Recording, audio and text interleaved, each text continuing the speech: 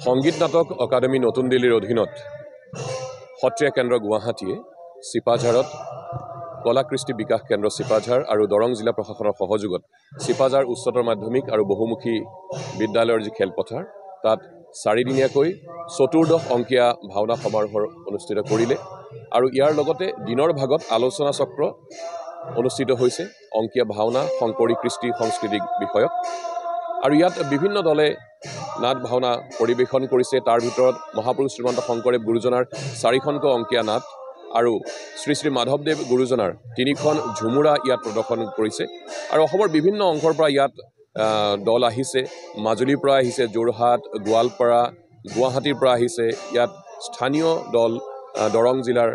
মঙলদৈৰ তেওঁলোকে ইয়াত পৰিবেশন কৰিছে আৰু শিৱসাগৰৰ পৰা আহিছে গতিকে তেওঁলোকে যি ধৰণে ইয়াত নাট প্ৰদৰ্শন কৰিছে আৰু ইয়াত দৰং জিলাৰ বিভিন্ন অংশৰ পৰা আহি লোকে লোকাৰণ্য হৈ পৰিছে চাৰিওটা দিন ইয়াত বীৰ দি বাদ নোপোৱা অৱস্থা তেনেকুৱা এটা পৰিৱেশ হৈছে আৰু ভক্তি ৰসত নিমজ্জিত হৈ আছে সকলোৱে এক আধ্যাত্মিক ভাৱত লিপ্ত হৈ আছে আৰু এটা কথা ক'ব লাগিব যে ভাৰতবৰ্ষ স্বাধীন হোৱাৰ পাছত প্ৰথমটি শীৰ্ষস্থানীয় সংস্থা আছিল সংগীত নাটক একাডেমি যিয়ে গীত নৃত্য নাটৰ ক্ষেত্ৰত বিশেষভাৱে পদক্ষেপ লৈ আছে 1953 চনত প্ৰতিষ্ঠা হৈছিলে আৰু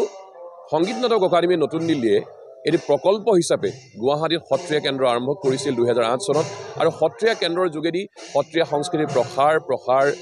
পৰিবৰ্ধনৰ ক্ষেত্ৰত বিভিন্ন পদক্ষেপ লৈ থকা হৈছে যাতে নতুন প্ৰজন্মৰ মাজত আমাৰ সংস্কৃতিৰ চৰ্চাৰ বাবে এটা পৰিৱেশ গঢ়ি তুলিব পৰা যায় আৰু আমাৰ কৃষ্টি সংস্কৃতি ভাৰতবৰ্ষৰ বিভিন্ন অংশ যেতিয়া আমি উপস্থাপন কৰোঁ যাতে শুদ্ধ ৰূপত উপস্থাপন কৰা হয় তাৰ বাবে সত্ৰীয়া কেন্দ্ৰ গুৱাহাটীয়ে বিশেষ পদক্ষেপ লৈ আছে নতুন প্ৰজন্মৰ প্ৰশিক্ষণৰ ব্যৱস্থা কৰিছে আৰু আলোচনা চক্ৰত যি ধৰণে অংশগ্ৰহণ কৰিছে জনসাধাৰণে শহীদ ভৱনত অনুষ্ঠিত হৈছে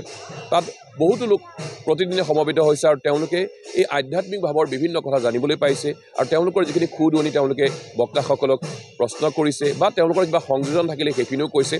গতিকে এটা কথা ক'ব লাগিব আধ্যাত্মিকতাৰ ভাৱত আমি সকলো বুৰি আছোঁ ইয়াত সংগীত নাটক অকাডেমি নতুন দিল্লীৰ সত্ৰীয়া কেন্দ্ৰ গুৱাহাটী যি আয়োজন কৰিলে আৰু চিপাঝাৰৰ যি কলা কৃষ্টি বিকাশ কেন্দ্ৰ আৰু দৰং জিলা প্ৰশাসনে যি সহযোগিতা আগবঢ়ালে তাৰ বাবে সঁচাকৈ এটা ভাল লগা পৰিৱেশ হৈছে চাৰিটা দিনত যি ধৰণৰ লোকৰ সমাগম আৰু এই যে ভক্তিৰস এই আধ্যাত্মিকতা ভাৱত আমি বুৰি আছোঁ এই কথাটোৱে আচলতে আমাৰ সমাজখনত শান্তি সম্প্ৰীতি একতাৰ ভাৱ সমন্বয়ৰ ভাৱধাৰা প্ৰচাৰৰ ক্ষেত্ৰত মহাপুৰুষ গুৰুজনাই ভক্তি আন্দোলনৰ মাজেৰে যি চেষ্টা কৰিছিল সেই চেষ্টাৰ যেন ইয়াত আকৌ এবাৰ প্ৰয়াস কৰা হৈছে আৰু সকলোৱে এই সময়খিনিক উপভোগ কৰিছে খুব ভাল লগা পৰিৱেশৰ সৃষ্টি হৈছে